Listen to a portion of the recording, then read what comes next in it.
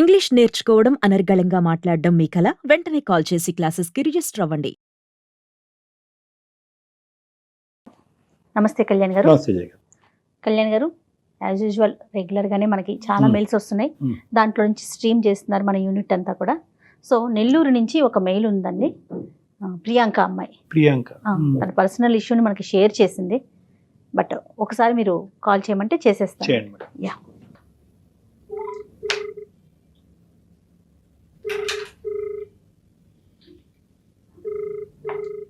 ప్రేమ వ్యవహారం అండి. 30 నిమిషాలలో నొప్పి లేకుండా వేడికోస్ వెయిన్ చికిత్స ఆవేశ హాస్పిటల్ హైదరాబాద్. మెయిల్ నేను చదివాను. మనం ఈ టైం కాల్ చేస్తామని వాళ్ళకి చెప్తారా అండి, లేదంటే సుమారుగా చెప్తాను. నేను ఒక హాఫ్ అన్ అవర్ అటు ఇటుగా చేస్తామమ్మా, మీకు ఓకేనా అనేసి. హలో హలో హలో ప్రియాంక అండి మాట్లాడేది. నేను సుమన్ టీవీ అందమైన జీవితం ప్రోగ్రామ్ నుంచి కాల్ చేస్తున్నానండి. మాట్లాడొచ్చా మీతో? మేడం మాట్లాడు.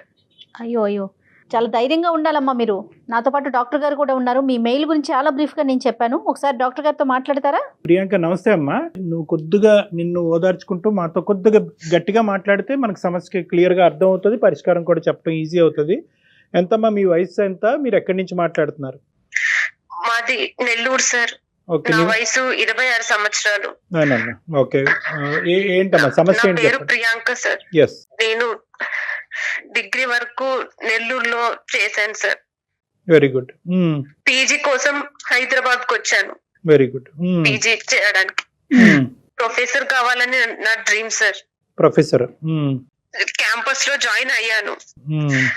ఆఫ్టర్నూన్ నాకు చిన్నప్పటి నుంచి డాన్స్ అంటే బాగా ఇష్టం సార్. ఇంకా కాలేజ్ అయిన తర్వాత డాన్స్ స్కూల్లో జాయిన్ అయ్యాను. చెప్పండి అమ్మా. నేను చేసింది ఇంకా తప్పు సార్. అసలు నా జీవితం అంతా నాశనం అయిపోయింది. అయ్యో, చెప్పమ్మా, ఏమైందో చెప్పండి. ఏంటి అంత బాధ ఏంటో చెప్పండి ఒక్కసారి. ప్రియాంక, కొంచెం ధైర్యం చేసుకొని చెప్పండి. మెయిల్ చేశారు చాలా ధైర్యంగా. అలానే డాక్టర్ గారితో మాట్లాడితే మీకు సరైన సలహాలు ఇవ్వడానికి అవకాశం ఉంటుంది. ప్రతి సమస్యకి పరిష్కారం ఉంటుంది ప్రియాంక. నువ్వు ఉన్న పరిస్థితుల్లో బహుశా ఎవరు నీకు తోడలేరేమో. దానివల్ల ఏంటంటే అన్ని సమస్యలు నాకే వచ్చినాయి, దీనికి పరిష్కారం లేదనే ఒక భావానికి రావటం వల్ల నీలో అంత బాధ కనిపిస్తుంది. నువ్వు మాకు చెప్పు, ఖచ్చితంగా సొల్యూషన్ దొరుకుతుందమ్మా. 100%. నా పేరెంట్స్ నన్ను చాలా బాగా పెంచారు సార్. నాకు అన్ని ఇచ్చారు వాళ్ళు. మంచి చదువు, లైఫ్ అన్ని. నేను ఎప్పుడు ఏది చెప్పినా వాళ్ళకి నమ్మకం. నా డెసిషన్ అంటేనే ఒక నమ్మకం. అదే నమ్మకంతో వాళ్ళు నన్ను ఇక్కడ వరకు పంపించారు. చాలా డ్రీమ్స్ తో వచ్చాను. ఇక్కడ డాన్స్ స్కూల్లో జాయిన్ అయ్యాను. అక్కడ ఒక అతను నాకు బాగా నచ్చారు సార్. తను కూడా అక్కడే డాన్స్ కోసం వచ్చారు సార్. ఓకే, తను ఎవరు? నాకంటే 2 సంవత్సరాలు పెద్ద సార్. తను 28 సంవత్సరాలు తనకి. పర్వాలేదు. ఓకే. వాళ్ళ ఊరు గద్వాలు, తెలంగాణ సైడ్. ఓకే. తను నాతో పరిచయం చేసుకున్నాడు. అందరూ తనని ఫాలో అవుతుంటే తను మాత్రం నన్ను ఫాలో అయ్యాడు. ప్రియా ప్రియా అంటూ నా వెంట పడ్డాడు. ఒకనొక రోజు తను నాకు ప్రపోజ్ చేశాడు. నేను అస్సలు నమ్మలేదు. ఎందుకంటే నేను ఎప్పుడు నా చదువు, నా లైఫ్ అలానే ఉన్నాను. నేను తనని ఎప్పుడు పట్టించుకోలేదు. తనే నన్ను ఫాలో అయ్యేవాడు. అందరూ తనని క్రేజీగా ఇష్టపడేవాళ్ళు. అమ్మాయిలు తన బ్యాచ్ లో డాన్స్ చేయాలని, ఇంకా కొరియోగ్రాఫర్ కి అయితే ఫేవరెట్. అసలు ఆ కాస్ట్యూమ్స్, ఆ మెయింటెనెన్స్ అవన్నీ ఎంత క్రేజీగా ఉన్నాయంటే, అయినా అందరూ తన వెంట పడ్డా నేను మాత్రం నా గోల్ తోనే ఉన్నాను. నేను ఎప్పుడు కూడా అసలు అటువైపు వెళ్ళాలనుకోలేదు. తనే ప్రియా ప్రియా అని నా వెంట పడ్డాడు. ఆ మాటలతోనే మాయ చేస్తాడు సార్ అసలు. అందుకే నేను రోజు నీ ముందు ఉంటే నీకు అర్థం అవుతుంది, నేనంటే ఏంటని అర్థం అవుతోంది. పరిచయం చేసుకోవడం కన్నా చూపించడం ఇంకా బాగుంటుంది అని చెప్పి నాకు అలా ప్రపోజ్ చేశారు సార్. నేను కొంచెం టైం తీసుకున్నాను. ఎంత టైం అమ్మా? కొంచెం ఎంత? కొంచెం 2 వీక్స్ అలా టైం తీసుకున్నాను సార్. చాలా ఎక్కువ తీసుకున్నావు. అంటే రోజు మేము అక్కడ మీట్ అవుతాం సార్. మాకు 3 to 6 వరకు క్లాస్ ఉంటది, dance class. Hmm, 3 correct. hours మేము స్పెండ్ చేస్తాము. అది ఓకేనమ్మా, కానీ డాన్స్ చేయడానికి వచ్చేటటువంటి వాడు జీవితంలో ఒక భాగస్వామి అవుతాడు అంటే కనుక దానికి 2 వారాలేనమ్మా వ్యవధి పట్టేది మనకి. సరే చెప్పమ్మా, నువ్వు చెప్పు. నేను సపరేట్ గా ఎంక్వైరీ చేయాల్సిన అవసరం లేదు సార్. ఇంకా తన గురించే ఉంటది, అందరూ తన గురించే మాట్లాడు వాళ్ళు, అందరూ తననే ఇష్టపడే వాళ్ళు. Right. నేను ఇష్టపడకుంటే అది నా ఫాల్ట్ ఏమో అన్నంత ఇష్టం, అంత ఫాలోవర్స్ ఉన్నారు ఆయనకు చాలా అక్కడ. మంచి పాయింట్. ఓకే ఓకే ఓకే చెప్పమ్మా. అలా నేను ఇంకా ఒప్పుకున్నాను సార్ ఫైనల్ గా. ఓ మేము చాలా హ్యాపీగా ఉన్నాం 1 year. 1 year. నాకు ఇష్టమైనవన్నీ నేను అడక్క ముందే తను తెలుసుకొని తెచ్చేవాడు. నా ఫేవరెట్ ప్లేసెస్ కి పెళ్లి తను చేసుకున్నారా? తీసుకెళ్లేవాడు. పెళ్లి చేసుకుని హ్యాపీగా ఉన్నారా? ఇంకా లేదు సార్, 1 year నేను అప్పుడే నేను అంత డెసిషన్ తీసుకోలేదు. ఒక 1 year తనతో నేను ఉన్నాను. అంటే ప్రేమలో ఉన్నారా? ఒకే ఇంట్లో ఉన్నారా? అలా కాదు సార్, లవ్ చేసాం సార్. జస్ట్ డైలీ కలవడం, వీకెండ్స్ బయటికి వెళ్ళడం అలాగా. సరే ఓకే ఓకే ఓకే ఓకే ఒక ఎథికల్ డిఫరెన్స్ అయితే ఒక ఇదైతే మెయింటైన్ చేశారు. ఓకే 1 year తర్వాత ఏమైందమ్మా? ఇంకా 1 year తర్వాత తను మ్యారేజ్ చేసుకుందామని మళ్ళీ తనే ప్రపోజ్ చేశాడు. మ్యారేజ్ ప్రపోజ్ కూడా తనే చేశాడు, నేను కాదు.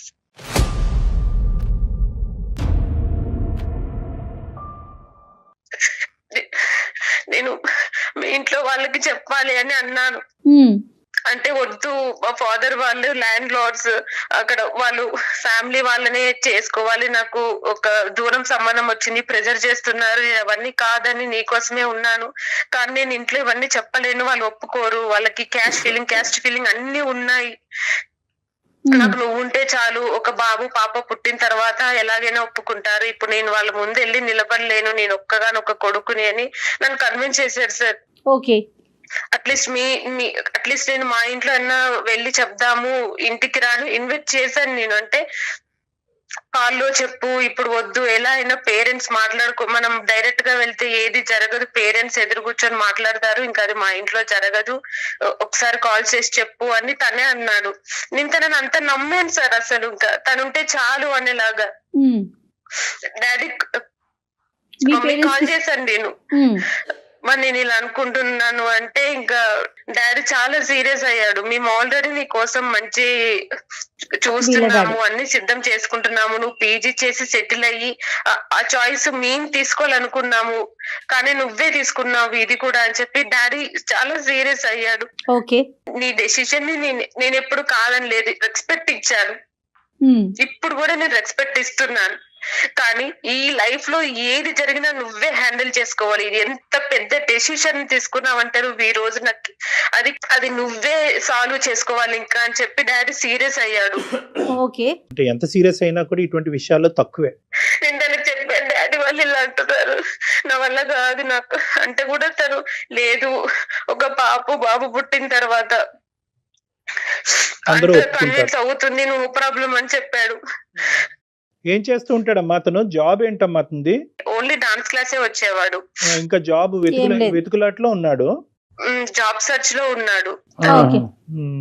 తను నాతో చెప్పారు సార్, జాబ్ చేస్తూ సెటిల్ అవ్వచ్చు కదా అంటే, నేను జాబ్ చేస్తూ సెటిల్ అవుతే నిన్ను మిస్ అవుతాను, నేను డాన్స్ స్కూల్ కి వచ్చిందే నీ కోసం. అసలు ఫస్ట్ టైం నేను చూసినప్పటి నుంచి ప్రతి రోజు నేను నిన్ను ఫాలో చేసి ఇక్కడ వరకు వచ్చాను, నీ కోసమే, నేను మిస్ అవ్వకూడదనే వచ్చాను. ఏంటి నాలో కనిపించినటువంటి అద్భుతం ఏంటి? మరి నీ వెనకాతలు ఇంతమంది అమ్మాయిలు పడుతున్నారు కదా, నాలో కనిపించిన అద్భుతం ఏంటని ఒక్కసారన్నా అడిగావమ్మా? అడిగాను సార్. ఏంటంట? నువ్వు చాలా పద్ధతిగా ఉంటావు, నీ వర్క్ నువ్వు చూసుకుంటావు, నీ గురించి చాలా ఎంక్వైరీ చేశాను, నీ పేరెంట్స్ నీకు చాలా రెస్పెక్ట్ ఇస్తారని, నీ డెసిషన్ ని వాళ్ళు కన్సిడర్ చేస్తారు, నువ్వు అలా ఇక్కడికి ఒప్పించి ఇలా పీజీ చేస్తూ మళ్ళీ నీకు ఇష్టమైన నీ గోల్ ఉండి నీ ఇష్టమైన డాన్స్ కూడా నువ్వు హ్యాండిల్ చేసుకుంటున్నావు. ఈ అమ్మాయి గురించి అన్ని ఎంక్వైరీస్ చేసుకున్నాడు. ప్రతి రోజు నన్నే ఫాలో చేస్తున్నాను, నీకు తప్ప వేరే ధ్యాస లేదు నాకు అని చెప్పారు సార్. పోనీలేమ్మా, నేను తన ఫ్యామిలీని చూడాలన్నాను సార్. చూడాలి అన్నప్పుడంతా నాకు తను అప్పుడప్పుడు ఇంటికి వెళ్ళేవాడు, ఫంక్షన్స్ అని, ఫెస్టివల్స్ అని, అవన్నీ నాకు మొబైల్లో వీడియోస్, వాళ్ళ ఫొటోస్ అవన్నీ చూపించేవాడు, ఆల్బమ్ అన్ని నాకు. అంటే తను 3 days ఉంటే ఆ 3 days నాకు వీడియో కాల్ చేసి తన రూమ్ చూయించడం, వాళ్ళ ఇల్లు చూయించడము. తను అక్కడ 3 days ఉన్న 4 days ఉన్న ఆ డేస్ కూడా నాతోనే ఉన్నట్టు ఉంటది సార్.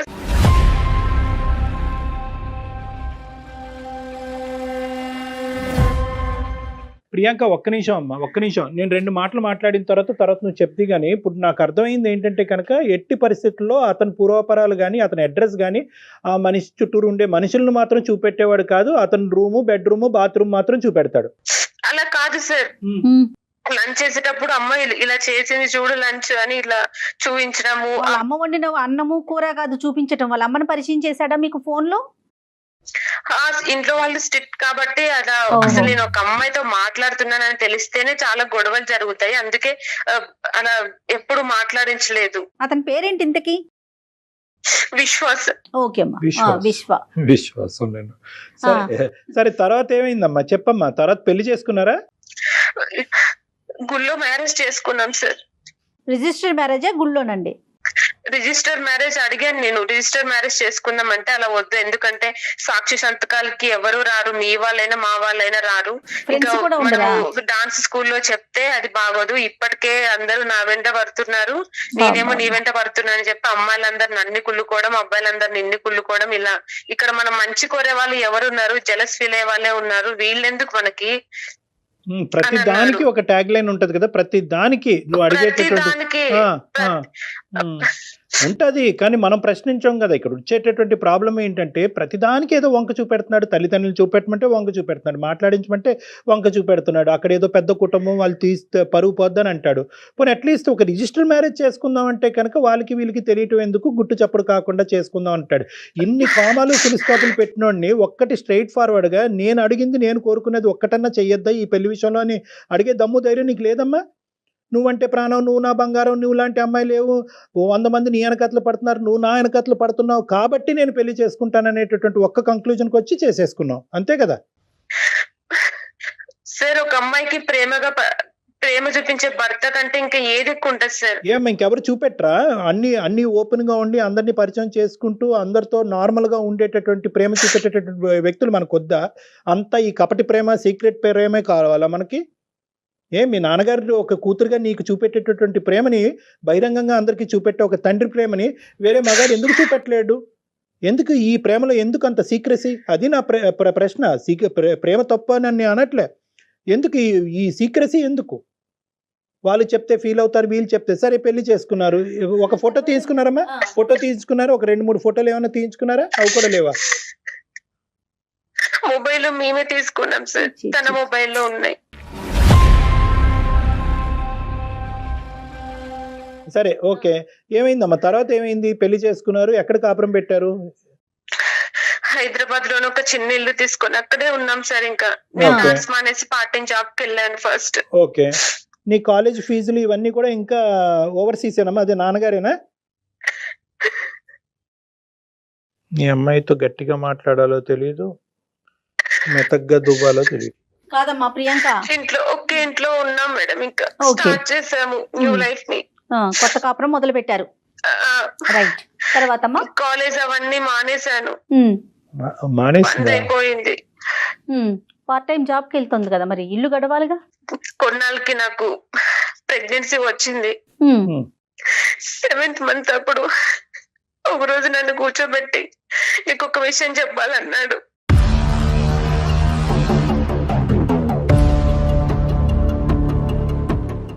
నాకు ఇది వరకే పెళ్ళయింది, ఒక పాప ఉంది అని చెప్పాడు సార్. అసలు నాకు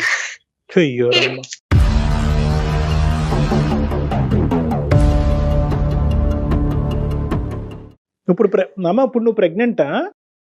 అప్పుడు సార్ 7th మంత్ నాకు. అప్పుడు 7th మంత్. ఇప్పుడు ఎంత? ఇప్పుడు చిన్న పాప ఉంది సార్, పాపకి 5 years ఇప్పుడు.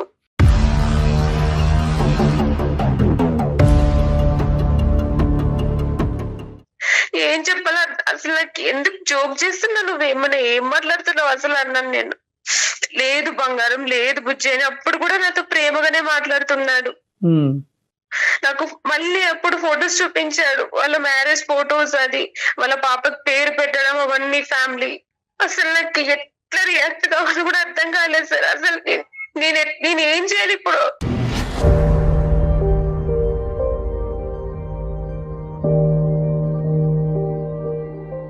నువ్వు 7వ నెల ప్రెగ్నెంట్ గా ఉన్నప్పుడు ఇతనేమో వచ్చి నువ్వు ఒక్కదానివే కాదు, నాకు ఇంకో ఆమె కూడా ఉంది, ఆ అమ్మాయితో ఒక ఫ్యామిలీ ఉంది, ఇది సెకండ్ ఫ్యామిలీ అన్నట్టుగా చెప్పాడు, అంతేనా? అవును సార్. సరిపోయింది. ఇది జరగకపోతే మేము ఆశ్చర్యపడాలి. మాకేం పెద్ద ఆశ్చర్యంగా అనిపించట్లేదు. ఎందుకంటే మొదటి నుంచి ఎందుకు ఇంత కవరింగ్ నాటకం ఆడుతున్నాడు అనేటటువంటిది మాకందరికీ అర్థమైంది. ప్రపంచంలో ఎల్కేజీ పిల్లోడికి కూడా అర్థం అవుతుంది. నీకు అర్థం కాలేదు. సరే, తర్వాత ఏమైందమ్మా? ఏమన్నావు? నువ్వు ఎలా రియాక్ట్ అయ్యావు? ఓకే, నువ్వు షాక్ అయ్యావు, బాధపడ్డావు, ఏడ్చావు, నీకు మా పూర్తి సానుభూతి ఉంది. నీ పిచ్చి నెక్స్ట్ ఏంటి? నెక్స్ట్ ఏం జరిగింది? పాప నేనే చూసుకుంటున్నాను ఇంక అప్పటి నుంచి. ఓకే, అతను ఎక్కడ తను ఉన్నారు? ఇంకా ఎప్పట్లాగే ఊరు వెళ్తున్నాడు, వస్తున్నాడు. ఇంకా నన్ను సరిగ్గా పట్టించుకోవడం లేదు. మెల్లమెల్లగా జాబ్ కూడా లేదు ఇంకా వాడికి. నేనే ఇంట్లో పాపని అన్ని చూసుకుంటున్నాను. ప్రెసెంట్ గా ఇప్పుడు ఒక చిన్న పార్లర్ పెట్టుకొని ఎలాగో బ్రతుకుతున్నాను సార్. ఇంకా దానికి ఒక్క రెస్పాన్సిబిలిటీ అనేది లేదు. ఇంకా ఆ రోజు రిలీవ్ చేశాడు ఇంకా తనది ఒరిజినల్ క్యారెక్టర్. ఎందుకు ఇలా చేసావని నేను అడిగాను ఆ రోజు. నువ్వు ఎక్కడ దూరం అయిపోతావు, నువ్వు నాకు చాలా నచ్చావు, ఓకే, అర్థమైంది. తక్కించుకోవడం ఇవన్నీ చేశానంటున్నాడు. ఓకే ఓకే ఓకే ఓకే నాకు అర్థమైంది. ఎక్కడ మీ పేరెంట్స్ యొక్క ఎంట్రీ ఎక్కడుంది? అమ్మ నాన్నకి ఎంతవరకు చెప్పావు? ఎప్పుడు చెప్పావు? అమ్మ నాన్న నీ దగ్గరికి వచ్చారా? నువ్వు అమ్మ నాన్న దగ్గరికి వెళ్ళావు? ఇది చెప్పు ఫస్ట్. వాళ్ళే నీకు ప్రొటెక్టివ్ మెజర్. ఇప్పుడు ఇంకెవరు లేరు నీకు జీవితంలో. ఉంటే కనుక నీ బిడ్డ ఉంది, నీ తల్లిదండ్రులు ఉన్నారు. వీళ్ళు సపోర్ట్ తీసుకుని గట్టెక్కి బయటపడతావు, లేదంటే ఇలాగే మునిగిపోతావు జీవితంతో. మీ పేరెంట్స్ కి తెలుసా మొత్తం కథంతా? చెప్పాను సార్ నేను అమ్మకి. ఇంకా డాడీకి ఫోన్ చేసి చెప్పేంత ధైర్యం లేదు సార్ నాకు అసలు. నాకు లేదు. ఇంకా అమ్మకే చెప్పాను. ఇంకా మరి ఏం చేశాను అమ్మకి. ఇంకా ఏం చేయాలమ్మా, నేను ఇలా జరిగింది. అమ్మ నాన్నకి చెప్పుంటదిగా. అమ్మ నాన్నకి చెప్పింది. చెప్పారు సార్, వాళ్ళు నాతో మాట్లాడారు. ఇప్పుడు ఎటు తిరిగి ఏం చేయాలమ్మా, నీకు పాప కూడా పుట్టేసింది. వాడు ఇప్పుడు చెప్పారు అదంతా. నువ్వు ఇప్పుడు చెప్తున్నా, ఇప్పుడు ఏం చేయాలి?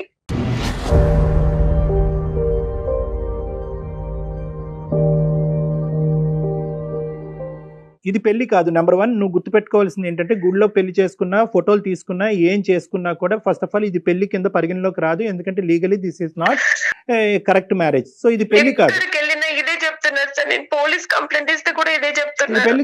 ఇది పెళ్లి కాదు. కాబట్టి ఫస్ట్ ఆఫ్ ఆల్ నువ్వు అర్థం చేసుకోవాల్సింది ఏంటంటే, you are not bound by anything. నీకేమి రిస్ట్రిక్షన్స్ కానీ, బౌండరీస్ కానీ, అతని చేత తిట్టించుకోవటం కానీ, కొట్టించుకోవాల్సినటువంటి అవసరం కానీ, అతని చేత అవమానపడవలసినటువంటి అవసరం కానీ నీకు ఏ కోసాన కూడా లేదు. అలానే ఎలాంటి రైట్స్ లేవు. ఎలాంటి రైట్స్ నీకు రైట్స్ లేవు. అది ఏదైనా ఉంటే ఇంకా నీ పాపకి రైట్స్ ఉంటాయి. ఓకే, ఇది లీగల్ ఆస్పెక్ట్ ఆఫ్ థింగ్స్. నరకం చూపించారు సార్ 5 ఏళ్ళు నాకు. ఇప్పుడు మళ్ళీ కొత్తగా ఇంటికెళ్ళి నువ్వు డబ్బులు తీసుకురా మీ ఇంటికెళ్ళి అని కూడా అంటున్నారు సార్. నాకు నరకం సార్. రోజు తాగి మిడ్-నైట్ ఎప్పుడో వస్తాడు. అసలు ఇల్లంతా వామిటింగ్ చేసుకుంటాడు. అసలు నా లైఫ్ ఎట్లుందంటే, వాడు అవసరానికి నేను ఉన్నా కదా ఈ రోజు అన్నంత దిగజారిపోయింది సార్. అసలు వాడు ఊరు వెళ్ళి రాలేకపోయావమ్మా. అసలు ఏంటి అక్కడ ఏం కథ అన్నది ఇప్పటికైనా వెళ్ళావా? ఒకసారన్నా ఊరు ప్రయాణం చేసావా? లేదు సార్. ఏం ధైర్యం లేదా? సపోర్ట్ లేదా? సపోర్ట్ లేదు. నాకు అంత ధైర్యం కూడా లేదు సార్. అసలు ఎలా నేను ఏమని చెప్పాలి సార్ వాళ్ళకి? వాళ్ళు అక్కడికి వెళ్తే కూడా వాళ్ళే అంటారు, ఇది వాడికి పుట్టిందని ఏం గ్యారెంటీ అంటారు. అసలు వాళ్ళు నన్ను ఎప్పుడూ చూడలేదు. నేను ఇప్పుడు వెళ్ళి మీ అబ్బాయికి నేను వైఫ్ అంటే ఎవరు నమ్ముతారు సార్ నన్ను? అలా కదమ్మా. ఇప్పుడు అవన్నీ నువ్వు ఇక్కడ కూర్చుని ఊహించుకోవటం కాదు కదా. వాళ్ళు నీ బిడ్డే అంటారా, లేదంటే నన్ను నమ్ముతారా, నువ్వే పిచ్చిదానిలాగా ఈ గొంతులోకి దిగావని అంటారా? ఇవన్నీ తర్వాత అంశాలు. అసలు ఈ వ్యక్తి యొక్క క్యారెక్టర్ అనేటటువంటిది పెళ్లికి ముందు తెలుసుకోలేదు, పెళ్లి తర్వాత తెలుసుకోలేదు, బిడ్డ పుట్టిన తర్వాత తెలుసుకోలేదు, మోసపోయిన తర్వాత కూడా తెలుసుకోలేదు. అసలు ఎవడి వీడు? ఎక్కడి నుంచి వచ్చాడు? నిన్నే ఎందుకు పట్టుకున్నాడు? ఆ డాన్స్ క్లాస్లో 100 మంది అమ్మాయిలు ఎంట పడుతుంటే కనుక వాళ్ళందరినీ వదిలేసి నిన్నే ఎందుకు పట్టుకున్నాడు? అటువైపు ఆ భార్య యొక్క పరిస్థితి ఏంటి? You have been cheated.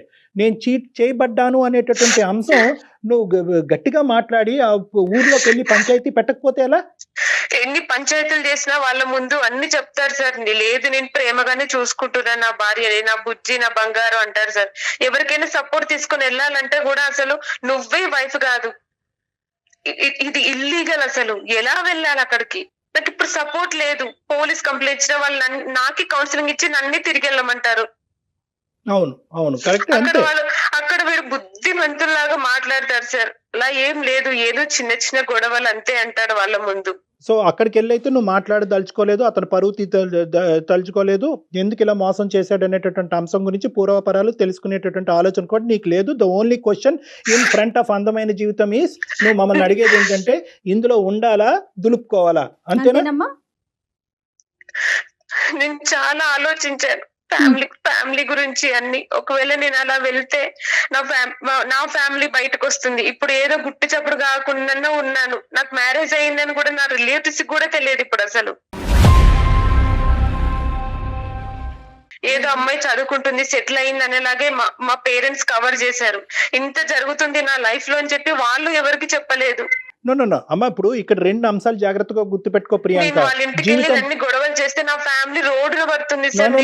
Okay, నువ్వు అక్కడికి వెళ్ళి పరువు తీసేటటువంటి ప్రయత్నం చేయవు కాబట్టి ఆ సబ్జెక్ట్ వదిలేసే, దాని గురించి మాట్లాడద్దు. ఇంకా ఇక్కడ మీ కుటుంబ సభ్యులకి ఎవరికి తెలియదు ఈ పరువుని కాపాడుకోవాలి, అట్ ద సేమ్ టైం నా జీవితాన్ని కాపాడుకోవాలి అనేటటువంటిది చాలా కష్టం అమ్మా.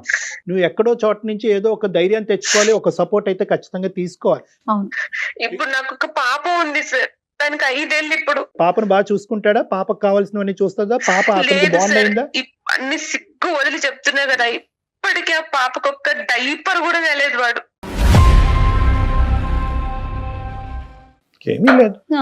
ఇంట్లో ఏ వస్తువు కొనలేదు, ప్రతిదీ నేనే చూసుకున్నాను ఇంట్లో. ఆ రోజు ఎప్పుడైతే తన ఒరిజినల్ బయటపడింది అప్పటి నుంచి నాకు టార్చర్ చేశారు. ఇంకా నేను ఏం చేయలేని పరిస్థితుల్లో. ఇప్పుడు ఈ మనిషితో పాటు ఒకటమ్మా, మనం ఇప్పుడు ప్రాక్టికల్ గా మాట్లాడుకుందాం. చెప్పవలసినవన్నీ చెప్పావు, ఒక భయంకరమైనటువంటి వ్యక్తి గురించి చెప్పావు, ఎంత భయంకరంగా అమాయకత్వంతో పిచ్చితనంతో నువ్వు మోసపోయావు అనే 2 సబ్జెక్టులు చెప్పావు. దయచేసి ఇక్కడ ఏంటంటే నీకు అర్థం అవ్వాల్సింది ఏంటంటే, నీ జీవితం అనేటటువంటిది ఒక ఎత్తు అయితే కనుక నీ బిడ్డ యొక్క జీవితం కూడా నీ జీవితంతో పాటు ముడిపడి ఉంది. కాబట్టి ఏ నిర్ణయం తీసుకున్నా కూడా ఇద్దరికి ఇది అవుతుంది. కాబట్టి నువ్వు చాలా బ్యాలెన్స్డ్గా తీసుకోవాలి. ఆ నిర్ణయానికి మేము సపోర్ట్ చేయడానికి రెడీగానే ఉన్నాం. వాడిని పనిష్ చేయాలా, లేదు వాడి గినిష్మెంట్ పరువు ఇవన్నీ పక్కన పెట్టాలి అంటే కనుక నువ్వు ఇందులో ఉంటావా? అతను ఒక తండ్రిలాగా అతను చూసుకుంటూ, అతను ఎప్పుడు వస్తే అప్పుడు వెయిట్ చేస్తూ, ఎప్పుడు పోతే అప్పుడు పోయేటటువంటి విధంగా ఉండాలి అనుకుంటున్నావా? లేదు ఇటువంటి పరువు తక్కువైనటువంటి జీవితం రేపొద్దు నువ్వెవరు అమ్మా అతనికి అనే ప్రశ్న నా బిడ్డ దగ్గర నుంచి వచ్చేంత వరకు నేను వెయిట్ చేయకూడదు, ఈ లోపలే నేను బయటపడాలి అనేటటువంటి ఆలోచనలో ఉన్నా. ఈ 3 ఆప్షన్స్ నీ ఎదురుగుంటా ఉన్నాయి. ఈ నరకం భరించి నేను అసలు నాకు భరించే ఓపిక కూడా లేదు సార్. ఈ బురదలోంచి నన్ను బయటకు తీసుకొచ్చి నన్ను సేవ్ చేయండి సార్. నిర్ణయం తీసుకునేటటువంటి సర్వ హక్కులు నీకున్నాయి, నిన్నెవ్వరు లిమిట్ చేయట్లేదు. ఇక్కడ డైవర్స్ అనేటటువంటి ఆస్పెక్ట్ రాదు. అతను వచ్చి సంతకం పెట్టి నువ్వు సంతకం పెడితేనే కనుక ఆ తర్వాత నువ్వు ఫ్రీ బర్డ్ అవుతావు అనేటటువంటి బాండింగ్ అనే రిస్ట్రిక్షన్ నీ జీవితంలో లేకపోవటం అనేది ఇప్పటికీ నీ అదృష్టం. అది గుర్తుపెట్టుకో. వెళ్ళు, మీ అమ్మ నాన్న దగ్గరికి వెళ్ళు, జరిగిన తప్పే వాళ్ళ కాళ్ళ మీద పడు, వాళ్ళ తప్పేం జరిగిందో అన్నది చెప్పు. నీ బిడ్డను అక్కడ చూపెట్టు, ఆ బిడ్డను ఒక మంచి స్కూల్లో జాయిన్ చేయి, నీ జీవితాన్ని ప్రారంభించు. పరువు ప్రతిష్ట, ఊర్లో పరువు పోతుంది, తల్లిదండ్రులు పరువు పోతుంది, ఇవన్నీ తర్వాత మాట్లాడుకుందాం. ప్రధానంగా ఇక్కడ కావాల్సింది ఏంటంటే నీ జీవితం, ఆ బిడ్డ యొక్క భవిష్యత్తు. దీనికి మించినటువంటిది ఏది లేదు నేను అనుకోవటం. ఈరోజు వాళ్ళు ఇక్కడికి వచ్చినా, నువ్వు అక్కడికి వెళ్ళినా, ఏ ఆప్షన్ అయినా at the end of the day నీకంటూ ఏదైనా ఒక ఆస్కారం ఉంది అంటే కనుక నిన్ను కని పెంచి అల్లారు ముద్దుగా చూసుకున్నటువంటి నీ తల్లిదండ్రులు ఇప్పటికీ నీకు ఉన్నారు అనేది నీకు ప్రధానమైనటువంటి అదృష్టం. ఇది మర్చిపోవద్దు. వాళ్ళు ఇప్పటికీ వాళ్ళ డోర్స్ ఓపెన్ చేశారు, ఇప్పటికీ నువ్వు వెళ్ళొచ్చు. కానీ నువ్వు ఇంకా ఈ బంగారం బుజ్జి ఈ మత్తులోనే ఉన్నావని నాకు అనిపిస్తుంది. వాడు ఇంకా డబుల్ గేమ్ ఆడుతున్నాడు. జీవితాంతం నీ జీవితం నీ చేతి చదువు మానిపించాడు, నీకు ఒక భవిష్యత్తు లేకుండా చేశాడు, నీ కూతురికి ఒక భవిష్యత్తు లేకుండా చేశాడు. అన్ని విధాలుగా నిన్ను ఒక శాపగ్రస్తుల్లాగా చేసినటువంటి వ్యక్తి కేవలం బంగారం బుజ్జి నిన్ను బాగా చూసుకుంటాను, నువ్వు ఇక్కడే ఉండు, నీకేం కావాలంటే అది ఇస్తానని చెప్పి ఇటు దేవులాడేటటువంటి వాడితో ఒక డాష్గా ఉండాలి అనేటటువంటి నిర్ణయం దయచేసి ఇప్పటికైనా విరమించుకో అమ్మా. ఇది నా తరపున ఉండేటటువంటి బలమైనటువంటి సలహా. నీకు చదువు ఉంది, ఉద్యోగం వచ్చేటటువంటి అవకాశం ఉంది, తల్లిదండ్రుల యొక్క సపోర్ట్ ఉంది, ఈ వాతావరణం కాకపోతే వేరే వాతావరణంలో ఉండేటటువంటి దానికి అవకాశం ఉంది. ఇన్ని ఉన్నా కూడా ఇప్పటికి కూడా ఇవి కాలదనుకుంటే కనుక నీ కర్మకి మేము ఎవరు బాధ్యులం కాదు. అర్థమవుతుందమ్మా? ప్రాక్టికల్ గా ఆలోచించండి ప్రియాంక. డాక్టర్ గారు చాలా క్లియర్ గా చెప్పారు. మీ అదృష్టం మీకంటూ ఒక సర్కిల్లో లేరు. అతని విషయంలో మీ ఎప్పుడు కావాలంటే అప్పుడు బయటకు వచ్చేయచ్చు.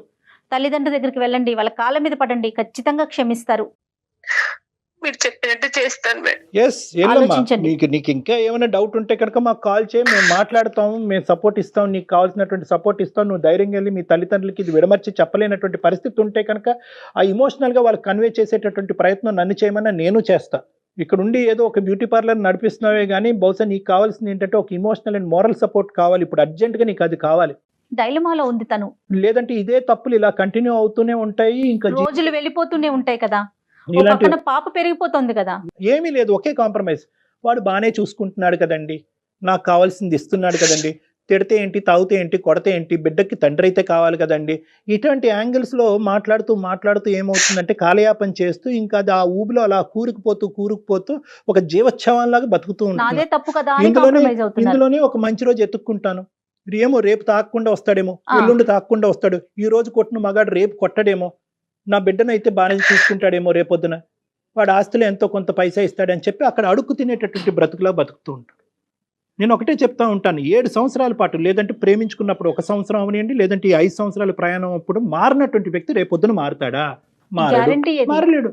అతను సుఖాన్ని మరిగినటువంటి వాడు, జలసాలకు మరిగినటువంటి వాడు, కాంబినేషన్ ఆఫ్ హైదరాబాద్ వర్సెస్ గజ్వేలో ఈ 2 కాంబినేషన్ ఆనందంగా ఎంజాయ్ చేస్తున్నటువంటి ఒక జల్సా పురుషుడు.